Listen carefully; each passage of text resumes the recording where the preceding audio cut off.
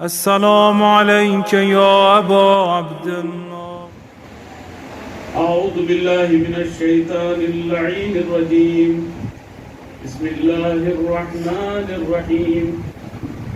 الحمد لله الذي جعل الحمد مفتاحا لذكره وسببا للمزيد من فضله ودليلا على آلائه وعظمته، ثم الصلاة والسلام على أشرف بريته حافظ سره ومبلغ رسالاته وأمين وحيه أبي القاسم المصطفى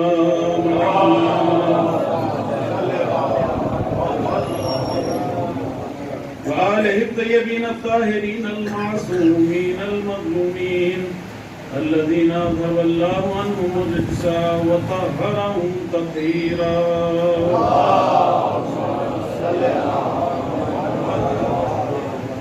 سيما بقية الله في الأرضين ولعنة الله على أعدائهم أجمعين. أما بعد، فقد قال الحكيم في محكم كتابه ومتقن كتابه: بسم الله الرحمن الرحيم. يا أيها الذين آمنوا كونوا أنصار الله كما قال عيسى ابن مريم: من أنصاري إلى الله؟ قال الحواريون نحن أنصار الله. صلوات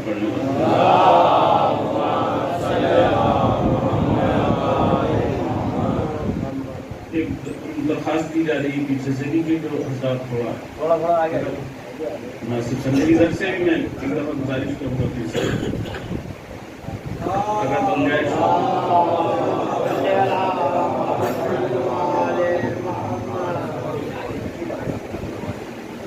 سب سے پہلے ہم بارگاہ خداوند عالم میں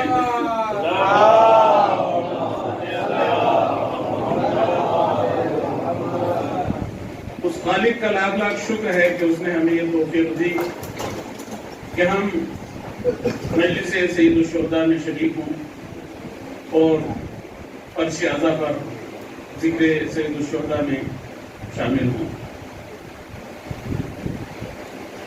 ہمارا موضوع گفتگو عزاداری اور نصرت ایمان. سورہ صف کی آخری آیت کے حوالے سے جو سلسلہ کلام ہے وہ اس مرحلے تک آیا ہے کہ صاحبان ایمان کو یہ حکم ہو رہا ہے آئے خداوند عالم میں کہ اے صاحبان ایمان اللہ کے انصار بن جاؤ، اللہ کے دین کی مدد کرنے والے بن جاؤ، نصرت دین الہی کرنے والے بن جاؤ. اور یہ خطاب فقط صاحبان ایمان سے ہے، ہر کسی سے یہ خطاب نہیں ہے. کل کی گفتگو ہماری اس مرحلے پر پہنچی تھی کہ صاحب ایمان صاحب معرفت ہوتا ہے. اگر صاحب ایمان صاحب معرفت نہ ہو تو پھر اس کے بھٹکنے کے زیادہ امکانات پائے جاتے ہیں.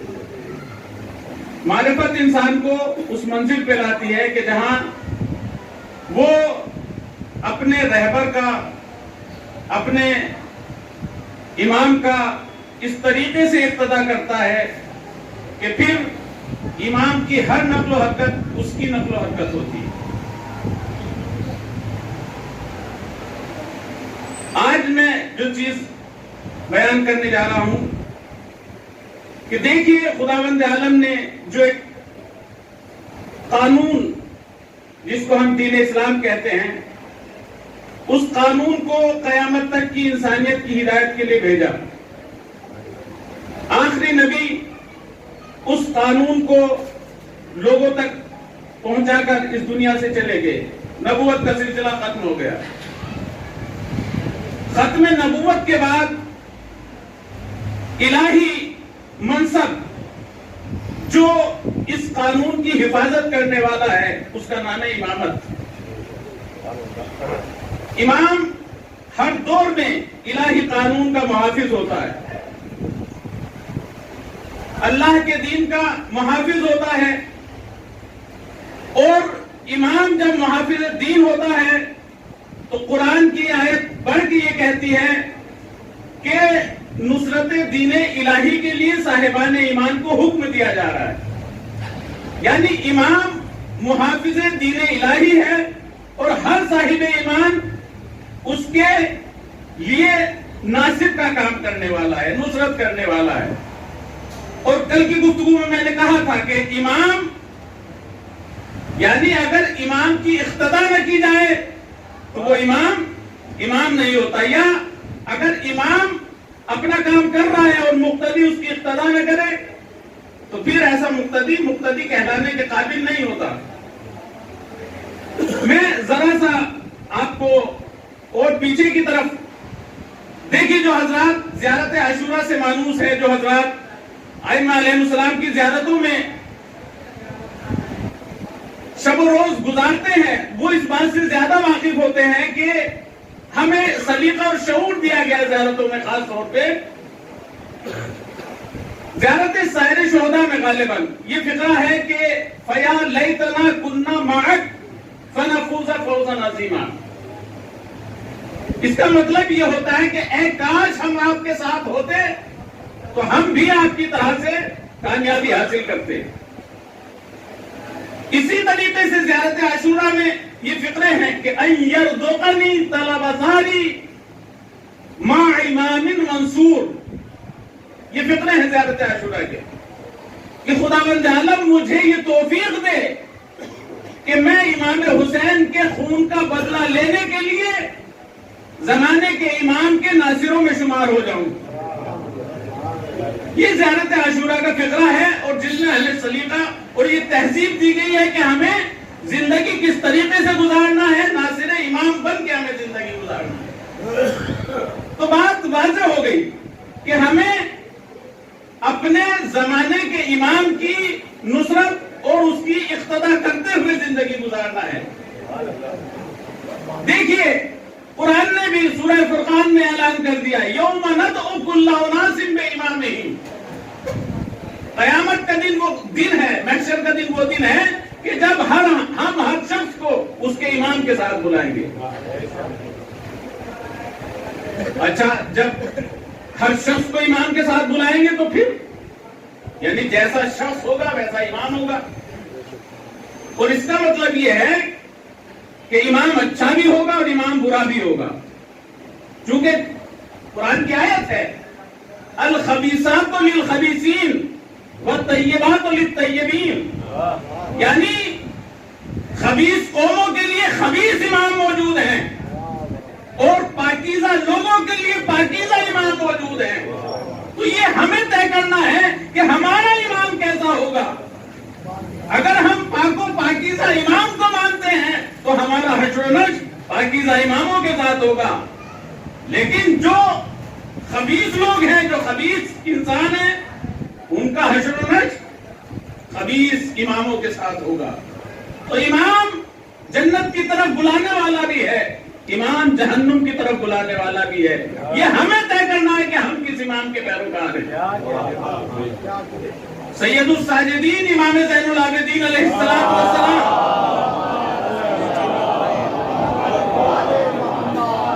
آپ فرماتے ہیں کہ بدترین انسان وہ ہے کہ جو کسی امام کی پیروی تو کرے, جو کسی امام کو مانے تو لیکن اس کی پیروی نہ کرے, اس کی اقتدا نہ کرے.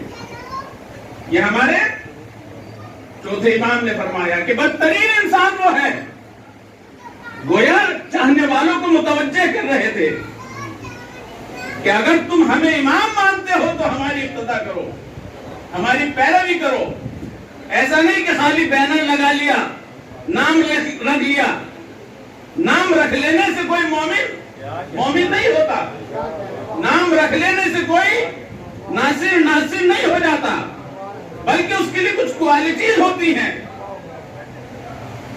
اگر ہم اپنے امام کی اقتدا کرتے ہیں تو جو زیارت میں بتایا گیا ہے کہ خداوند عالم ہمیں امام کی معیت نصیب کر. معیت یہ ایک خاص شان ہے, یہ ایک خاص مقام ہے.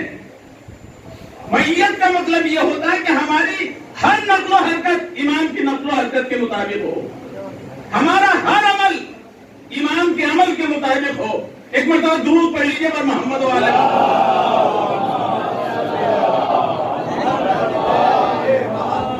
سلام دیے امام زمانہ بلندر صلوات.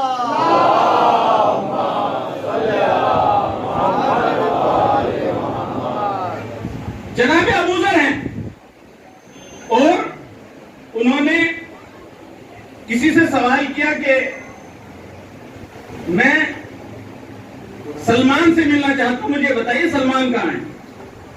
سلمان نے اشارہ کیا کہ ابھی ابھی سلمان علی کے ساتھ ادھر سے گزرے ہیں، ایک طرف اشارہ کیا. اور عرب کا وہ زمانہ ہے کہ جب عرب قدموں کے نشان سے لوگوں کو پہچانتے تھے. تو یہ شخص ابوذر، اس نے تو ایڈریس بتا دیا کہ ادھر سے گئے ہیں. ابوذر نے قدموں کے نشان سے اب دیکھنا شروع کیا کہ کدھر گئے. بتانے والے نے یہ بتایا تھا کہ سلمان علی کے ساتھ اس طرف گئے، لیکن ابوذر نے یہ پایا کہ قدموں کے نشان دو انسانوں کے نہیں ہیں، ایک انسان کے قدموں کے نشان ہیں. اب ابوذر قدموں کے نشان کے سہارے جلدی جلدی اس سمت بڑھے اور نزدیک ہونے کے بعد ابوذر کے تعجب کی انتہا نہ رہی جب ابوذر نے دیکھا کہ مولائے کائنات آگے آگے چل رہے ہیں اور جہاں پر مولائے کائنات کا نقش قدم ہوتا ہے اسی جگہ پر سلمان اپنا قدم رکھتے ہیں. اللہ اکبر. پہچانیے کہ اقتدا کیا ہوتی ہے. جس جگہ مولا امیر المومنین اپنا قدم رکھتے ہیں سلمان بھی وہیں رکھتے ہیں. ابوذر نے یہ منظر دیکھا تو ہاتھوں کو جوڑ کر سلمان سے پوچھا، سلمان ٹھیک ہے لیکن ذرا مجھے یہ بتاؤ کہ تم اسی جگہ پہ قدم کیوں رکھتے ہو جہاں پہ مولا کائنات کا قدم ہے؟ تو سلمان نے یہ کہا کہ ٹھیک ہے مجھے نہیں معلوم لیکن مجھے یہ ضرور معلوم ہے کہ علی اگر کسی جگہ قدم رکھتا ہے تو علی کا قدم بغیر کسی مصلحت کے نہیں ہوتا. درود پڑھ لیجیے محمد وعلی محمد.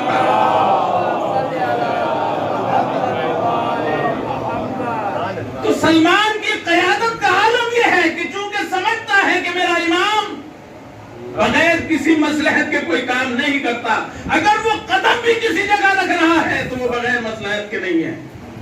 سلمان ہر اس جگہ قدم رکھتے ہیں جہاں مولا کائنات کا قدم ہے. اور کل میں نے اس بات کو ذکر کیا تھا کہ آج جب ہم زمانے غیبت میں زندگی گزار رہے ہیں، ہمارے وقت کا امام ظاہر نہیں ہے، پردہ غیب میں ہے. اگر آج چاہنے والوں کا کسی پیرو سلمان کا دین اس بات کے لیے تڑپے کہ ہم اپنے زمانے کے امام کی اسی طریقے سے پیروی کریں، اسی طریقے سے اقتدا کریں جیسے اس وقت سلمان نے کی تھی، تو آج چاہنے والا امام کو کہاں ڈھونڈے گا، کہاں تلاش کرے گا؟ یہ ہے نا ایک لمحہ فکریہ کہ آج کسی چاہنے والے کے اگر دل میں تڑپ ہے تو وہ کہاں جائے گا؟ لیکن عزیزو ہم نے دیکھا ہے، آپ پوری امامت کی تاریخ میں دیکھ جائیے کہ امامت کی تاریخ میں ہم نے یعنی یہ ممکن ہے کہ ہمیں یہ معلوم نہ ہو کہ ہمارا امام اس وقت کہاں ہے، لیکن ہم نے جو تاریخ امامت میں دیکھا ہے وہ یہ دیکھا ہے کہ امام جب بھی نماز کا اول وقت ہوتا ہے تو امام مصلی عبادت پہ ہوتا ہے. یعنی ہر چاہنے والے کو یہ یقین ہے، کیونکہ ہم نے چاہے وہ جنگ صفین ہو، جنگ صفین میں برستے ہوئے تیروں کے میل میں مولا کائنات نے مصلی بچھایا اور کسی چاہنے والے نے پوچھا کہ مولا اس جنگ کے عالم میں آپ نماز پڑھ رہے ہیں؟ تو چاہنے والے مولا نے جواب دیا چاہنے والے کو کہ اسی نماز کے لیے تو ہم جنگ کر رہے ہیں، اسی کو بچانے کے لیے تو ہم جنگ کر رہے ہیں. تو ادھر نماز کا اول وقت آیا، ادھر امام مصلی عبادت پہ آیا. یعنی چاہنے والے کو یہ معلوم ہونا چاہیے کہ امام کی شان یہ ہے کہ جب بھی اول وقت نماز آتا ہے تو امام مصلی عبادت پہ ہوتا ہے. اور یہ جنگ صفین کا مارکا، اس کے بعد آپ جنگ کربلا میں دیکھیں نماز ظہر جو امام نے ادا کی ہے، امام کا ایک بوڑھا صحابی ابو سمامہ سیداوی، اس نے آگے بڑھ کر امام کی خدمت میں یہ عرض کیا کہ مولا دل چاہتا ہے کہ یہ نماز آپ کی اقتدا میں ہو، مولا نماز ظہر کا اول وقت ہے، ہم چاہتے ہیں کہ آپ کے پیچھے نماز پڑھیں۔ امام نے اس کو دعا دی، خداوند عالم تجھے نماز گزاروں میں قرار دے، اور اس کے بعد وہ نماز امام نے میدان کربلا میں ادا کی کہ دو چاہنے والے آگے کھڑے ہیں اور امام مصلی عبادت میں۔ عزیزو ہم نے یہ دیکھا تاریخ امامت میں جہاں بھی آپ نگاہ کریں گے اس میں یہ پڑھیں گے کہ جب بھی اول وقت نماز ہوتا ہے امام مصلی عبادت پہ ہوتا ہے۔ تو اگر کسی چاہنے والے کو امام کے وقت کی پردہ خیر میں رہنے والے امام کی اقتدا کرنی ہے تو ہو سکتا ہے اور وقت میں ہمیں معلوم نہ ہوگی امام کہاں ہے، لیکن کم سے کم وقت نماز ہمیں یہ معلوم ہے کہ ہمارے وقت کا امام اگر کہیں ہے تو وہ مصلی عبادت پہ ہے۔ اور جب چاہنے والے کو یہ معلوم ہو جائے کہ ہمارے وقت کا امام مصلی عبادت پہ ہے تو چاہنے والا پھر ادھر ادھر نہیں ٹہل سکتا، بلکہ خود وہ بھی مصلی عبادت پہ آ جاتا ہے۔ دور پڑھ لیجیے پر محمد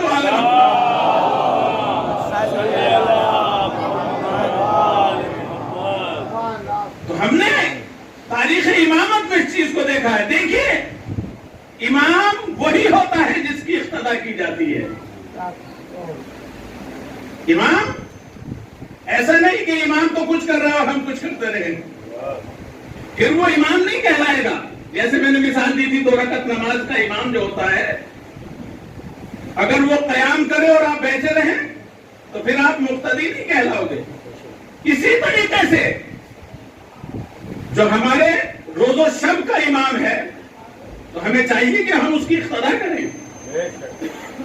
اور عزیزوں میں نے کہیں اور بھی اس چیز کو ذکر کیا تھا، مثال دی تھی کہ دیکھیے ہو سکتا ہے بہکانے والے یہ بہکائیں کہ یہ سیدھا راستہ ہے، یہ سیدھا راستہ ہمیں نجات دے گا، یہ سیدھا راستہ ہمیں بچا لے گا، لیکن نہیں عزیزوں راستے نہیں بچایا کرتے۔ میں تاریخ ائمہ سے ایک مثال آپ کے سامنے پیش کروں۔ دیکھیے جناب موسیٰ کے زمانے میں جناب موسیٰ نے بنی اسرائیل کے افراد کو اکٹھا کرنے کے بعد دریائے نیل کو پار کرا دیا۔ فرعون کے ظلم سے نجات دلانے کے لیے دریائے نیل کو پار کرا دیا۔ جناب موسیٰ جو دریائے نیل سے بنی اسرائیل کو پار کرا رہے ہیں، یہ راستہ جناب موسیٰ نے معجزے کے ذریعے بنایا ہے۔ دریا میں جو راستہ بنایا ہے جناب موسیٰ نے، عصا مارا گیا اور دریا میں راستہ بنا، دریا خشک ہو گیا، اور پھر وہ تفصیلات ہیں لیکن تفصیلات بیان نہیں کر رہا ہوں، فقط اشارہ کر رہا ہوں کہ معجزے کے ذریعے ایک نبی نے دریا میں راستہ بنایا ہے۔ تو جو راستہ معجزے کے ذریعے بنا ہو وہ راستہ انسان کو نجات دے گا یا نہیں دے گا؟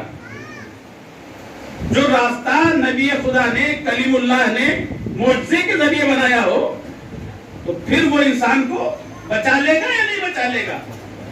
یقیناً آپ بھی کہہ رہے ہیں بچا لے گا، لیکن واقعہ یوں ہے کہ موسیٰ کے ساتھ آنے والے بنی اسرائیل اسی راستے پر گزر گئے، نجات پا گئے، لیکن پیچھے آنے والا فرعون اپنے لشکر کے ساتھ معجزے کے بنے ہوئے راستے پر ہی آ رہا ہے، لیکن موسیٰ کے ساتھ آنے والے بچ جاتے ہیں اور فرعون کے ساتھ آنے والے غرق ہو جاتے ہیں، ڈوب جاتے ہیں۔ اس کا مطلب یہ ہے کہ راستے نہیں بچایا کرتے، اگر وہ معجزے سے بھی بنے ہوں یہ امام بچایا کرتا ہے، رہبر بچایا کرتا ہے۔ دور پڑھ لیجیے پر محمد و آل محمد۔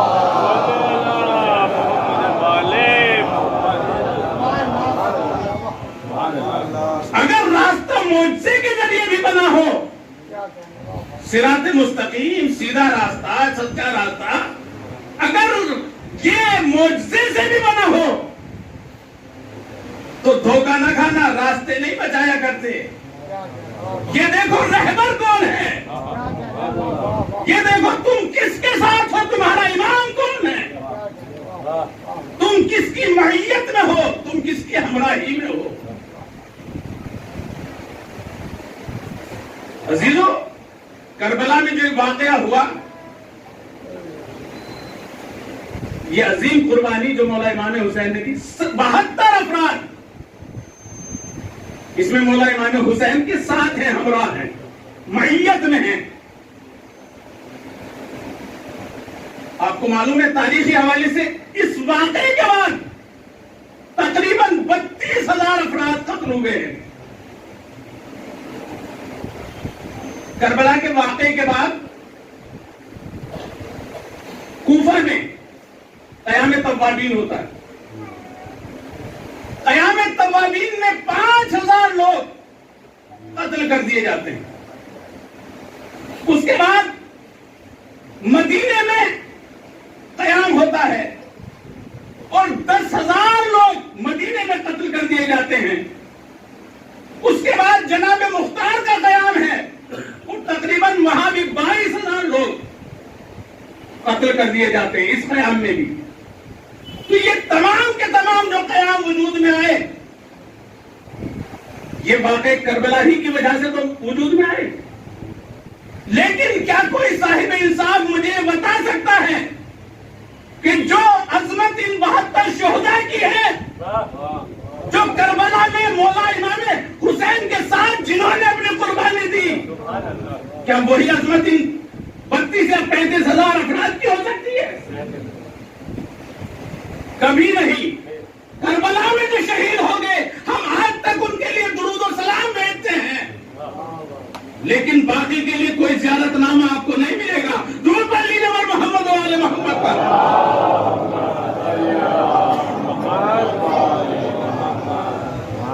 ठीक है, कुर्बानियां दी हैं, शहादतें दी हैं, लेकिन जो इमाम की मईयत में शहीद हो जाए वो अलैहिस्सलाम है, लेकिन जो ईमान से पीछे रह जाए काफी अफसोस मानता रहे। अज़ादारों, ये पैगाम है अज़ाए सैयदुल शुहदा का कि हम अपने वक्त के इमाम को पहचाने और उसकी मईयत में हम कोशिश करें कि हमें चाहिए कि हम इमाम की हमराही की कोशिश करें, कहीं ऐसा ना हो कि हम पीछे रह जाएं। आज जमाना जिस तेजी के साथ आगे बढ़ रहा है, आप महसूस करें 40 का जमाना आने वाला है। जनाबे फातिमा ज़हरा सलामुल्लाह अलैहा फरमाती है,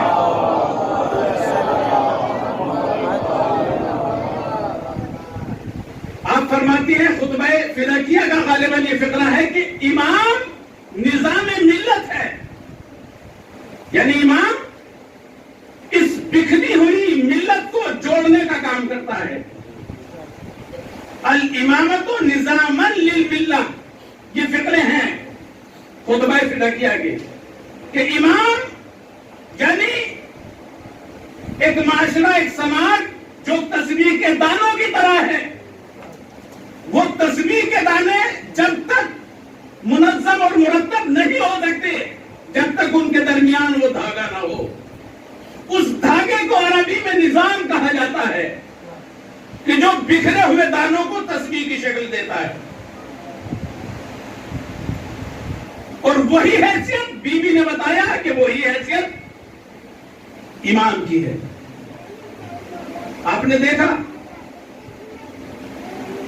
चंद सालों पहले तकरीबन 3 करोड़ अफराद की तादाद, कहां? नजफ से करबला के रास्ते में 80 किलोमीटर का जो फासला है, 3 करोड़ अफराद की तादाद।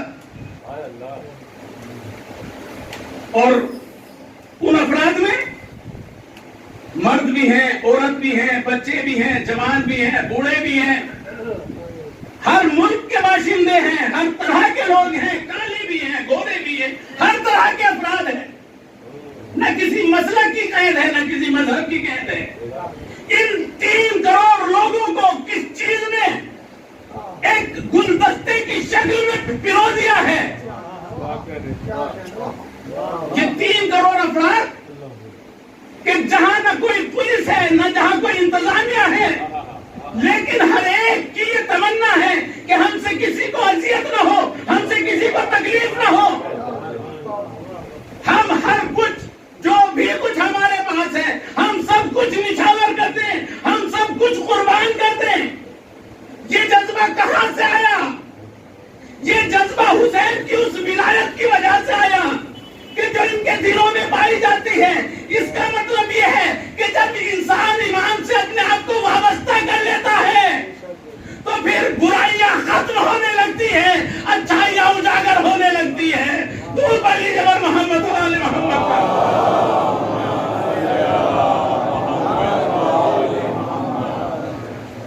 تو یہ کم سے کم 3 کروڑ افراد کی تعداد کس چیز نے ان کو گلدستے کی شکل عطا کی؟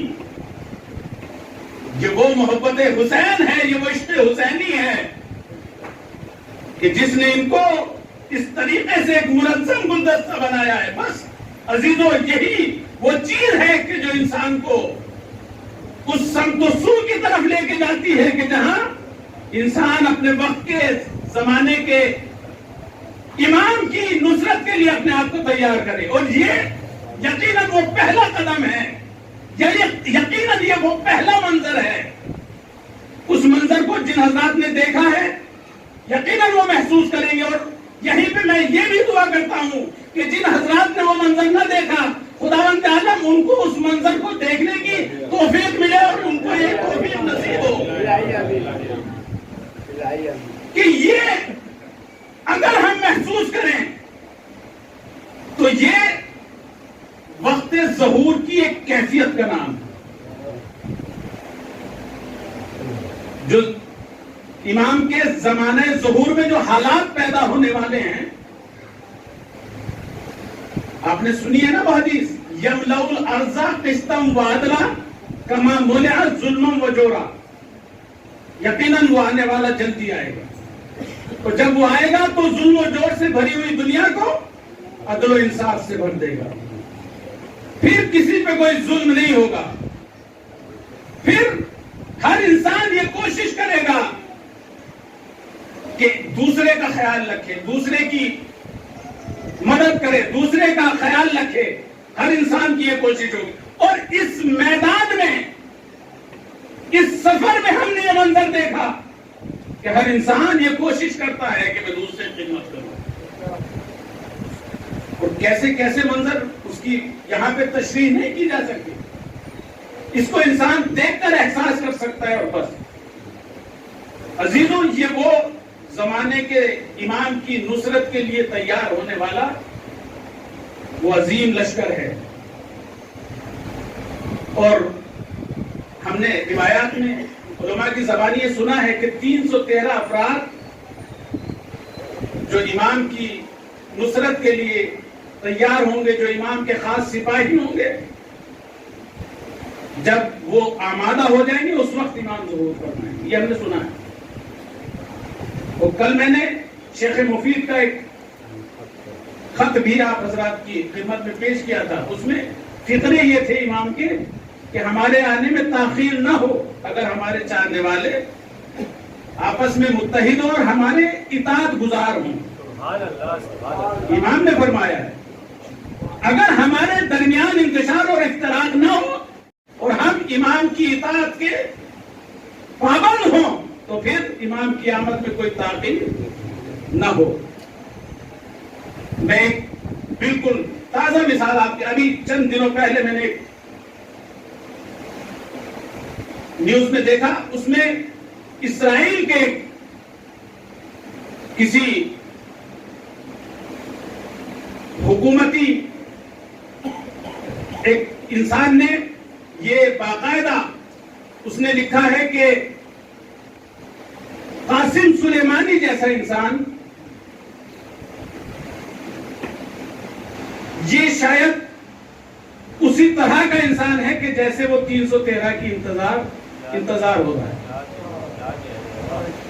وہ یہ کہتا ہے کہ قاسم سلیمانی اکیلا وہ انسان تھا کہ جس نے مشرق وسطی میں اکیلے انسان نے ظالموں، باطلوں اور ان تمام لوگوں کے تمام پلانز فیل کر دیے.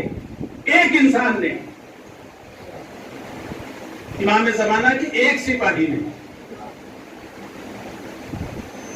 وہ یہ کہتا ہے کہ ہم جو بھی پروگرام بناتے تھے، جو بھی ہم کرنا چاہتے تھے، اچھا اگر آپ ڈیٹیل میں جائیں تو آپ دیکھیں گے کہ داعش اور یہ اس طرح کے جتنے بھی خونخوار یہ جو پلاننگ کی گئی تھی، ان سب کے پیچھے اسرائیل اور جو یہ شیطانی سازشیں ہیں، جو شیطانی قوتیں، ان کا ہاتھ تھا کہ یہ شیعت کو کسی طریقے سے کمزور کریں.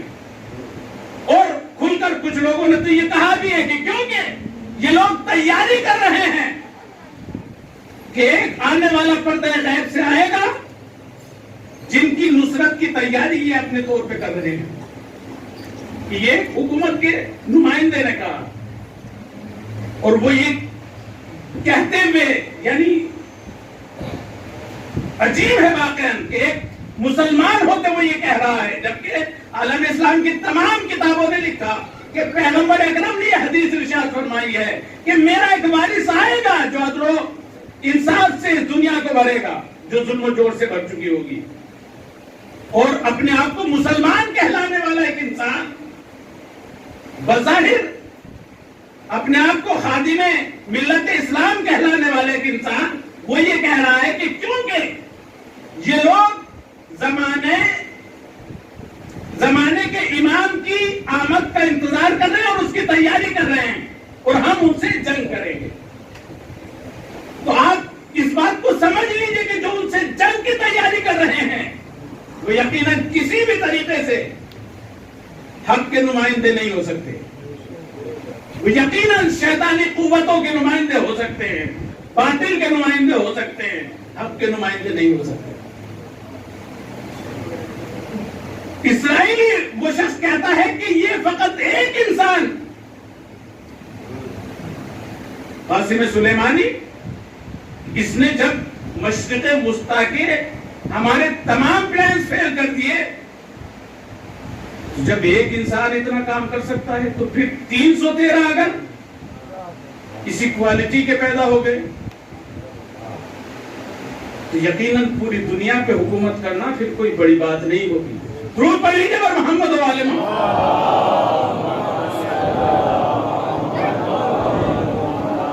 مثالیں بھی ہمارے سامنے. میں کل عرض کر رہا تھا کہ میں 4-5 سال پہلے جب مجھے یہ توفیق ملی کہ میں زیارت سید الشہداء کے لیے اربعین کے موقع پہ وہاں جاؤں، تو واپسی میں نے قم المقدسہ بی بی معصومہ قم کے روزے پہ دیکھا کہ چند شہداء کے تابوت وہاں پہ لائے گئے جنہوں نے سیدہ زینب سلام اللہ علیہا کے روزے کی حفاظت کرتے ہوئے اپنے جانوں کا نذرانہ پیش کیا. اور میں نے دیکھا جوانوں کے ماتھے پر جو ایک خاص قسم کا جملہ لکھا ہے وہ یہ تھا کہ کلنا عباسک یا زینب. یعنی ایسا نہیں ہے ہمارے زمانے میں جو پاکیزہ جوان ہیں جنہوں نے اپنی طہارت کا خیال رکھا ہے، وہ اپنے زمانے کے امام کی نصرت کے لیے یقیناً تیار ہیں. یہ جذبہ بتاتا ہے.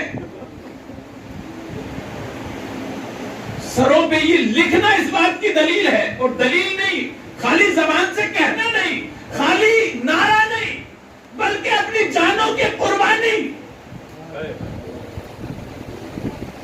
اپنی جان کا ہدیہ پیش کرنا، یہ اس بات کی علامت ہے کہ بی بی سن 61 ہجری نہیں ہے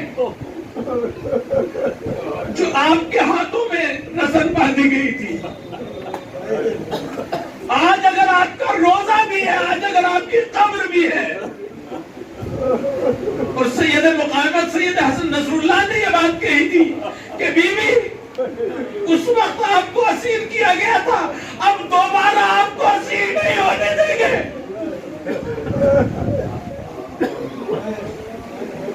بس عزیزو، جوانوں، نصرت ایمان کے لیے تیاری کرنا یہ فرض ادا کا مقصد ہے۔ بس اگر آپ نے اپنے آپ کو نصرت ایمان کے لیے تیار کر لیا ہے تو نصرت ایمان کی تیاری میں انسانیت کی پاکیزگی ضروری ہے، اپنے زمانے کے امام کی معیت ضروری ہے، ان کی ہمراہی ضروری ہے، ہم ان کی کم سے کم اتنی معرفت رکھتے ہوں کہ ہمارے زمانے کا امام ہم سے کیا چاہتا ہے۔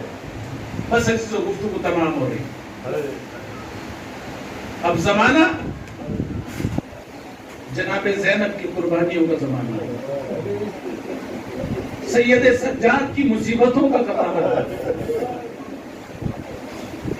سید الساجدین امام زین العابدین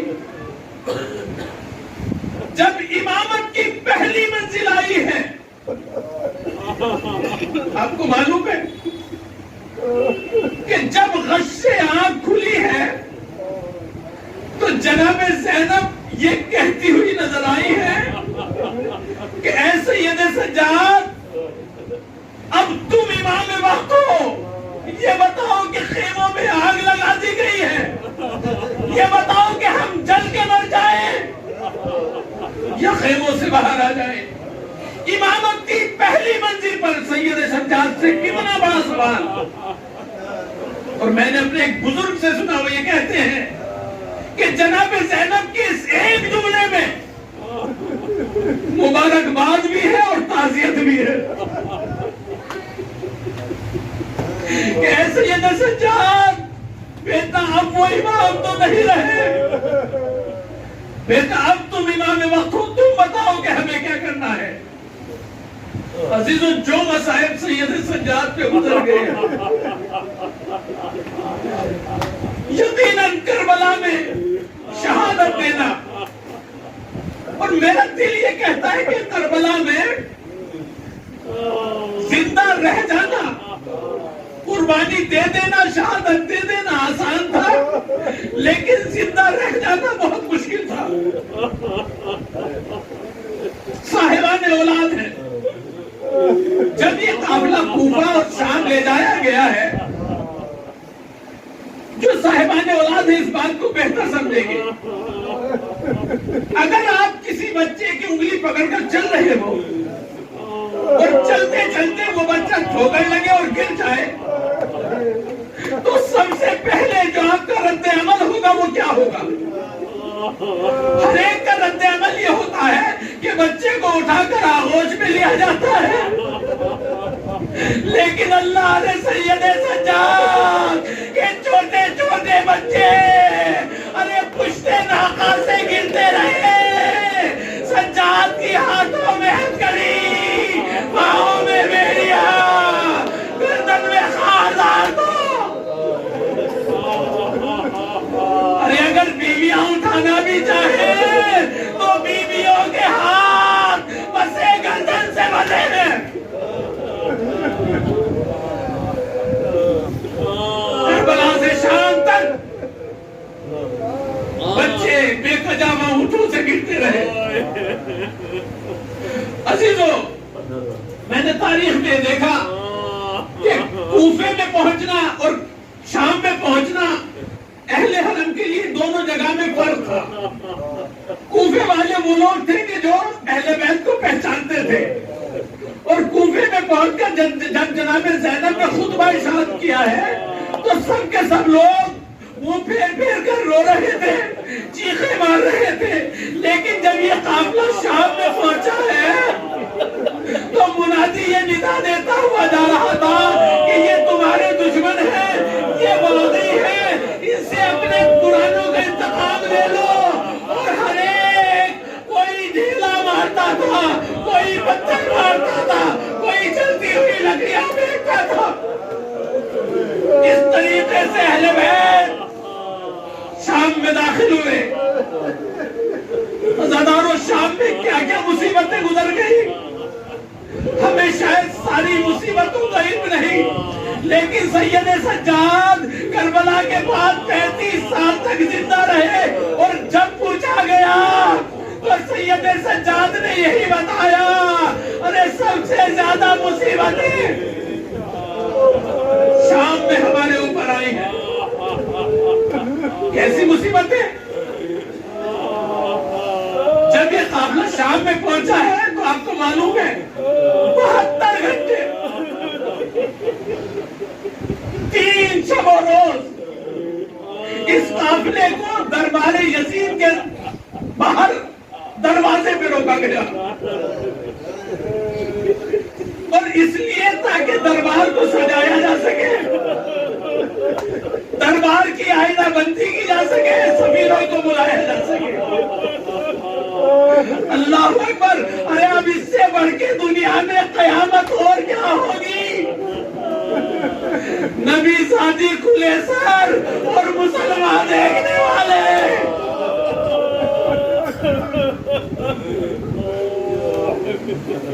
عزیزو،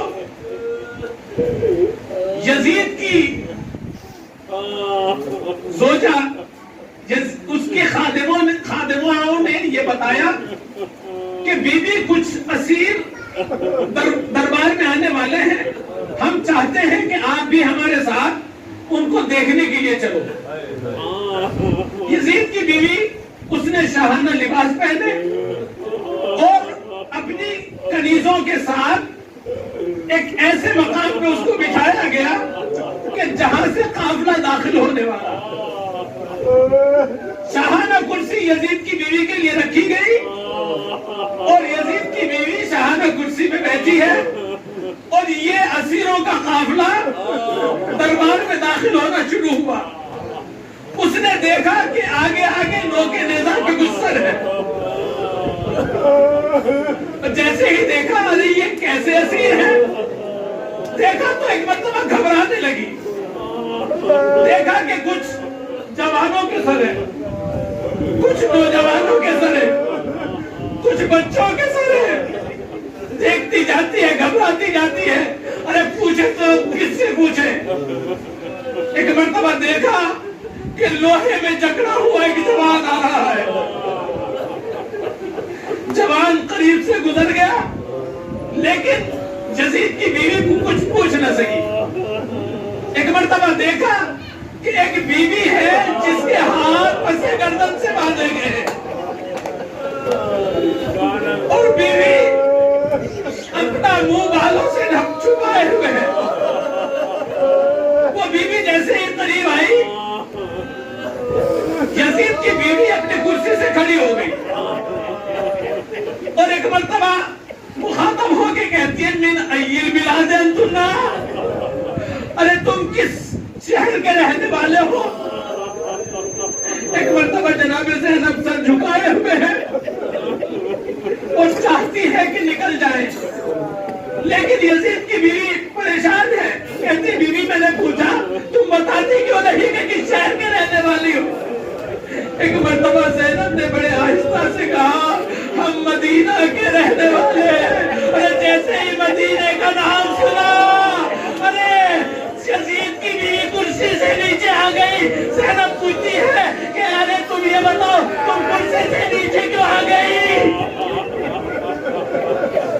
کہتی ہے مدینہ کے رہنے والوں کے احترام میں میں کرسی سے نیچے، ساکنہ نے مدینہ کے احترام میں کرسی سے نیچے آ گئی۔ کہا بیوی اگر تم مدینے کی ہو تو مجھے یہ بتاؤ، میں مدینہ کے گھر کے بارے میں تم سے پوچھنا چاہتا ہوں۔ کہا بیوی پوچھو کس کے بارے میں پوچھنا چاہتی ہو؟ کہا بیوی میں علی کے گھر کے بارے میں پوچھنا، میں اپنے آقا حسین کے بارے میں پوچھنا چاہتی ہوں، میں زینب کے بارے میں پوچھنا چاہتی ہوں۔ ارے زینب سمجھ کیے ہوئے ہیں۔ ایک مرتبہ زینب کہتی ہے بی بی کس حسین کے بارے میں پوچھتی ہے، بیوی کس زینب کے بارے میں پوچھتی ہے۔ ایک مرتبہ یزید کی بیوی کہتی ہے ارے موسمہ ارے تم کیسی مدینے کی رہنے والی ہو؟ ارے مدینے میں ایک ہی حسین تو ہے، ایک ہی زینب تو ہے۔